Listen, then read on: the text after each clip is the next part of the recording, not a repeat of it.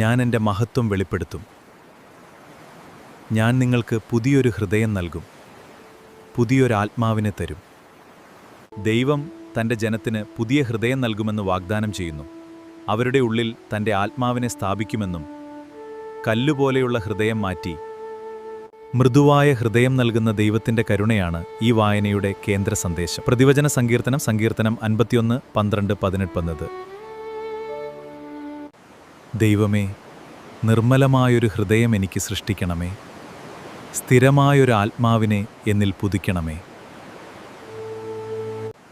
ദൈവമേ, നിർമ്മലമായൊരു ഹൃദയം എനിക്ക് സൃഷ്ടിക്കണമേ, സ്ഥിരമായൊരു ആത്മാവിനെ എന്നിൽ പുതുക്കണമേ.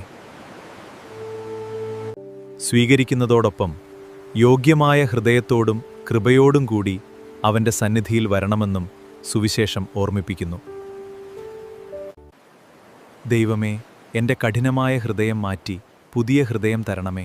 നിന്റെ വിളി കേട്ട് നിന്റെ സ്നേഹത്തിൻ്റെ വിരുന്നിലേക്ക് ഞാൻ വരണമേ.